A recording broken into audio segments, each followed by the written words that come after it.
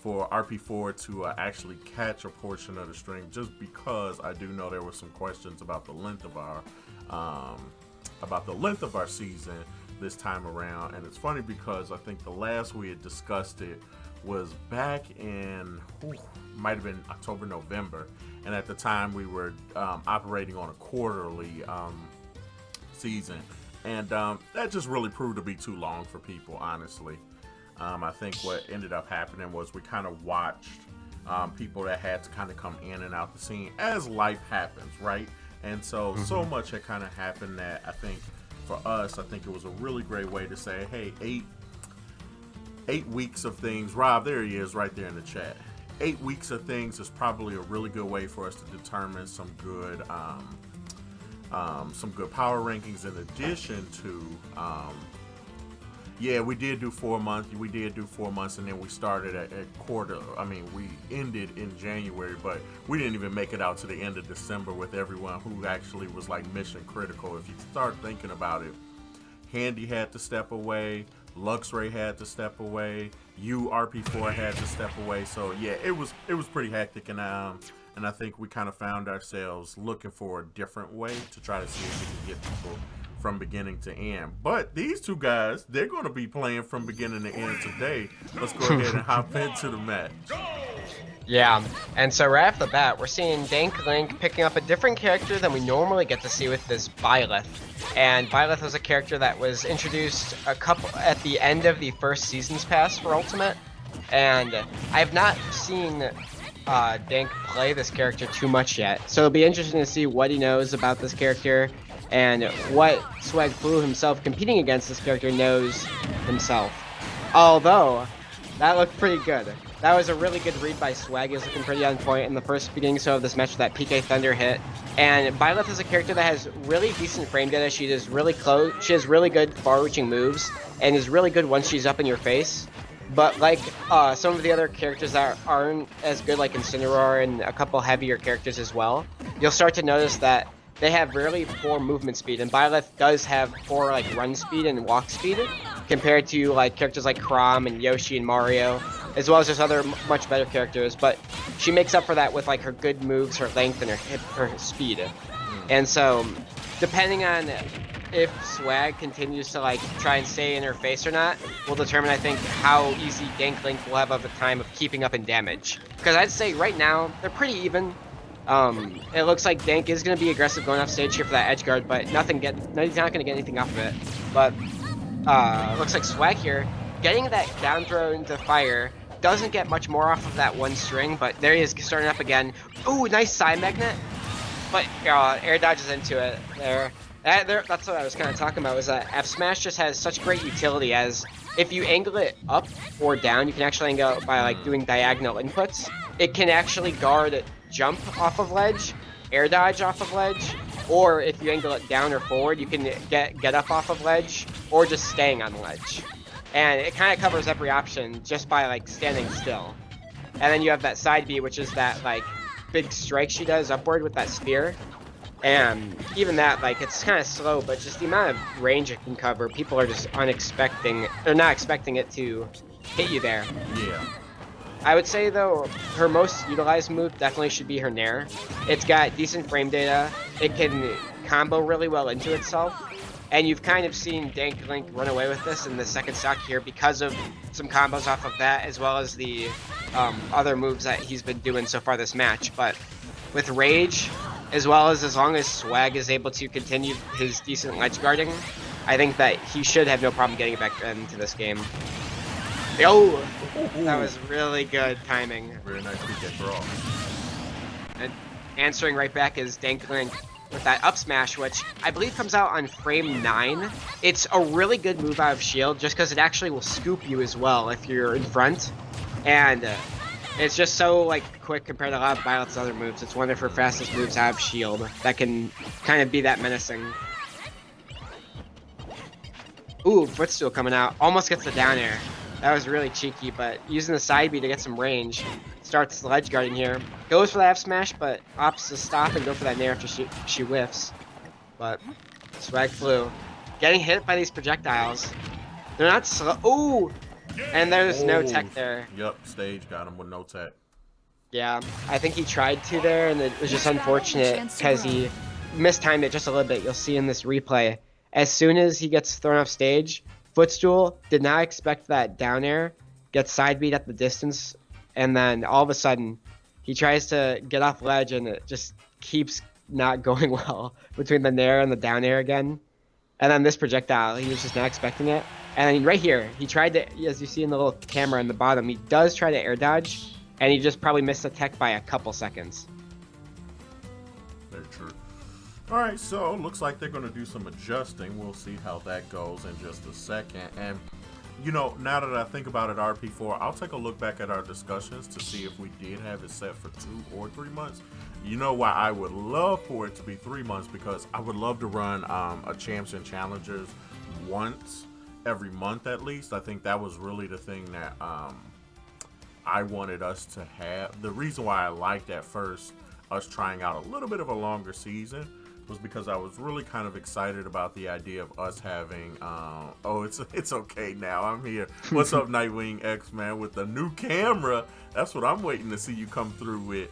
But what I was really interested is us continuing to have variety of tournaments.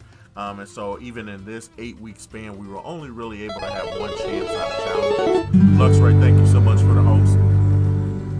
And so that's kind of what I would, if I take a look back at because we've had some extensive discussions in our Smash backrooms. But yeah, no, we can definitely talk about it.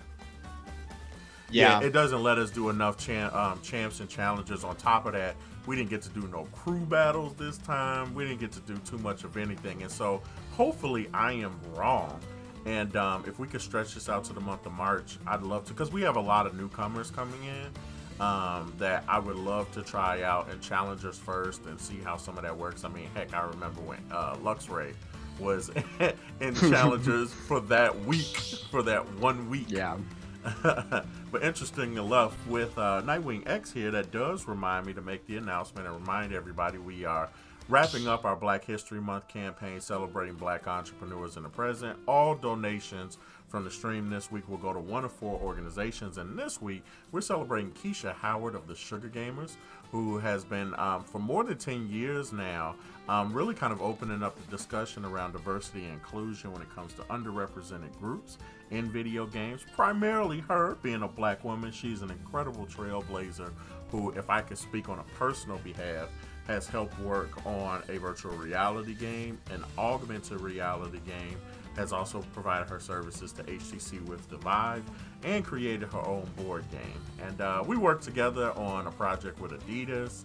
I got to meet Hannibal Buress through Keisha Howard, so I'm always a fan of giving people their flowers while we have them. And Keisha's been a really great friend and community leader for the Sugar Gamers for quite some time now. So I've already personally donated $50 for her this week, looking to raise an additional $50 through the end of this week on all of my streams for her as well. So you guys get a chance to, the donation link should pop up there.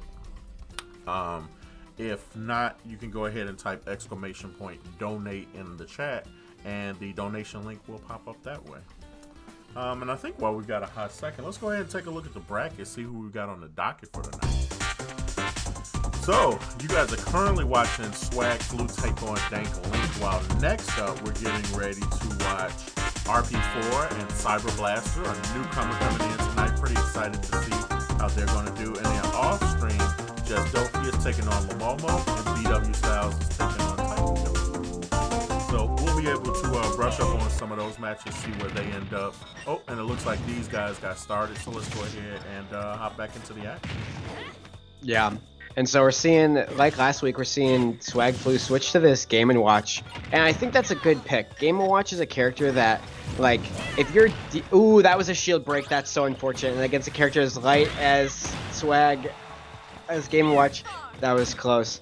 Like I was kind of saying, was that this character can be very useful for people if they just want to kind of reset their player habits, as well as punish players who have existing habits that maybe like a character like Ness won't be able to. I say that because Game & Watch has a lot of things like his defensive play is very good if you can like muster the will to stay defensive.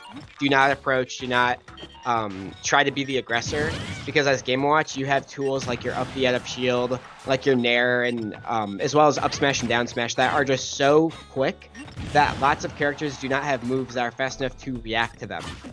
And we are seeing Swag go off stage and try to do these edge guarding, but he's putting himself in a bigger and bigger pickle every time he keeps trying to approach.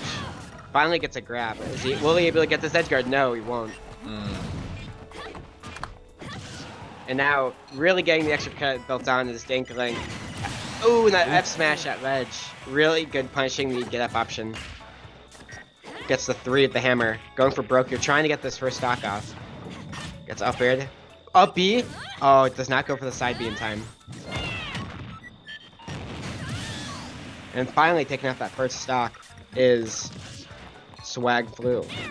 And I think this Byleth, I think what kind of happened was, this would happen to me too, is like, you switch characters, you want to have a fresh mindset, and as soon as you like reset, you instantly get like your shield broken, and now you're just in all sorts of places mentally.